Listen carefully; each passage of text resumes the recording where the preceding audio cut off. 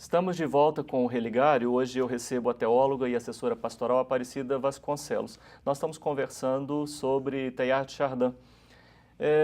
Você dizia, Aparecida, no final do primeiro bloco, sobre a pequena recepção, ou a pouca recepção no meio científico do pensamento de Teilhard de Chardin.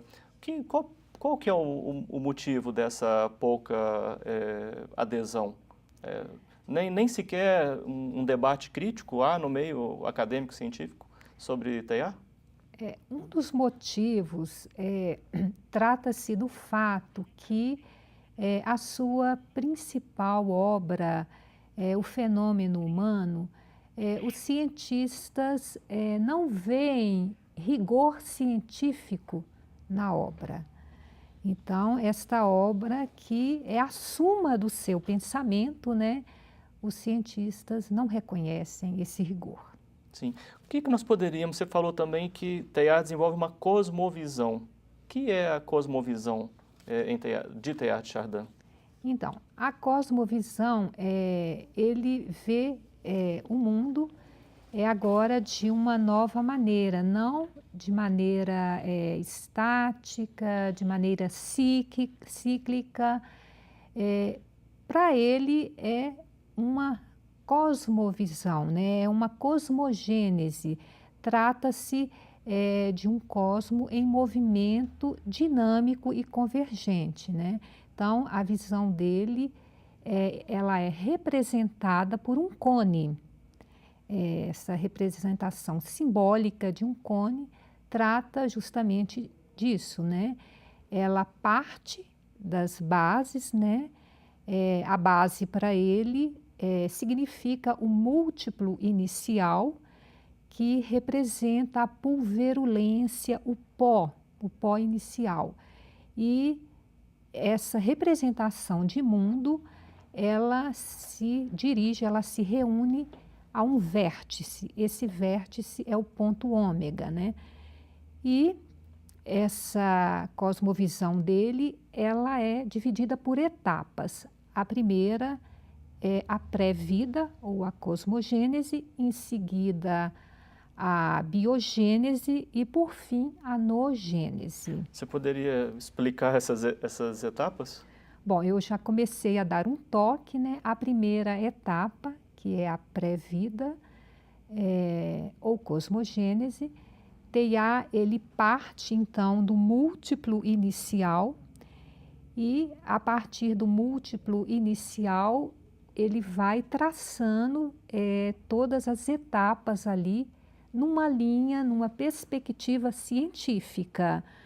Então, ele fala que do plasma dos átomos foram se formando átomos, dos átomos mais simples, outros mais complexos, sempre na dinâmica da complexidade, de uma maior complexidade. Ou seja, de elementos mais simples, sempre elementos mais complexos.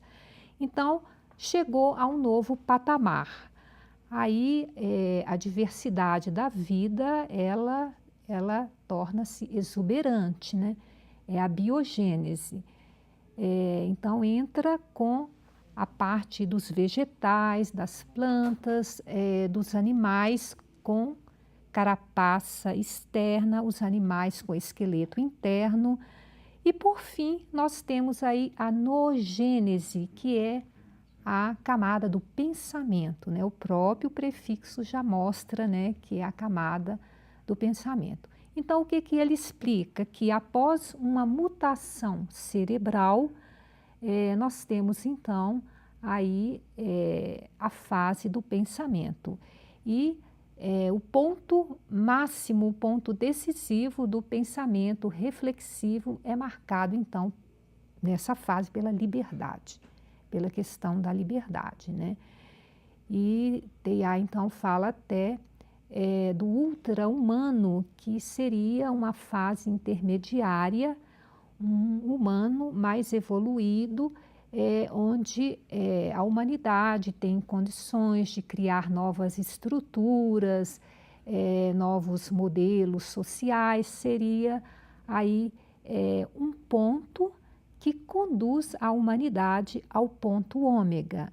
Esse ponto ômega, ele teria 3 sentidos para Teilhard. Primeiramente, é uma hipótese científica, ou seja, um ponto natural que conclui o processo evolutivo. Então, é possível perceber o diálogo dele com as teorias científicas da época. Ele tem uma espiritualidade cristocêntrica, poderíamos dizer assim. Que papel tem, então, também essa temática, né, no Cone que o Teilhard desenvolveu e você apresentou aqui agora? Perfeito. Ele vê toda essa estrutura, né, que ele idealiza. O Cristo representa aí o papel original, né, o papel central dessa cosmovisão está aí em Jesus Cristo, que está desde a origem do cosmo, né, está conduzindo o processo evolutivo e está presente na criação. E, de fato, é uma espiritualidade bem cristocêntrica que é marcada aí pela presença do Cristo. E ele diz que portar o Cristo, mostrá-lo em todas as realidades da Terra, era a missão, o evangelho dele. A partir daí, eu acredito que a grande contribuição que ele dá para a reflexão cristológica é mostrar, em primeiro lugar, o que o Cristo significa para nós. Nessa época imensa e que as pessoas têm consciência da dimensão cosmológica, evolutiva, ecológica. Então, essa é uma grande contribuição, acredito eu. E qual seria essa contribuição, Aparecida? Essa contribuição aí no nível cristológico, eu percebo que ela vai desembocar na espiritualidade, né? Por quê? Porque ele mostra que, através de todas as coisas, como nós já mencionamos, nós podemos ter um encontro pessoal, como ele dizia, com o vivente pessoal. E, através das mínimas situações, tanto o nosso campo de trabalho, como o nosso campo, como ele chama, das passividades, aí nós podemos ter esse encontro e ter esse momento aí, essa experiência convivente pessoal. Sim. É possível, o termo cristogênese, ele faz parte dessa nossa conversa aqui? Sim. O que seria uma cristogênese? Cristogênese é uma categoria muito importante no pensamento dele.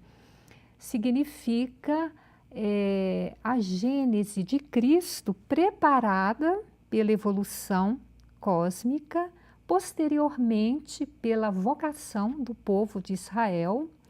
Em seguida, ela é manifestada por sua encarnação, seu nascimento, vida e morte. Uma vez que seu corpo glorioso conheceu a ressurreição, não há mais gênese. Essa cristogênese, ela será então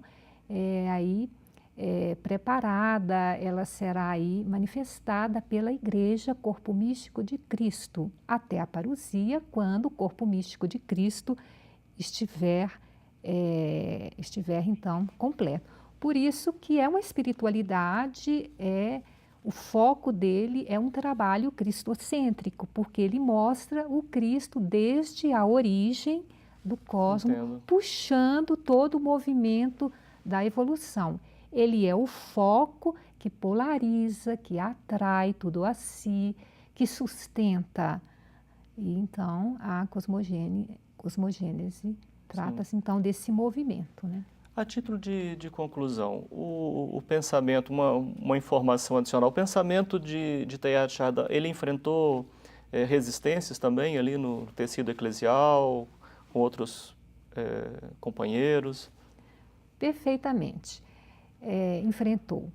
e, sobretudo, quanto à questão do pecado, porque na época, né, ele escreveu uma pequena nota e essa nota foi parar na escrivaninha de Roma. Então, ele foi proibido de lecionar no Instituto Católico em Paris e foi enviado para o seu exílio lá na China, né? E a sua visão, ele tentou na época, não é que ele é contra a doutrina do pecado original, e nem que Jesus é aquele que nos redime, mas uma vez que ele trabalhava nesse meio científico, ele se pergunta, né, como nós podemos dar uma outra linguagem para essa doutrina que já não nutre mais a nossa mente e o nosso coração, sem ferir, né, sem ir contra o que a tradição fala da doutrina do pecado, né? Então, esse ponto, Flávio, ele é bem delicado. Sim, sim. Nos escritos de Teilhard, a questão do pecado original, e ela não é, em parte, ela não é aceita teologicamente. Entendido.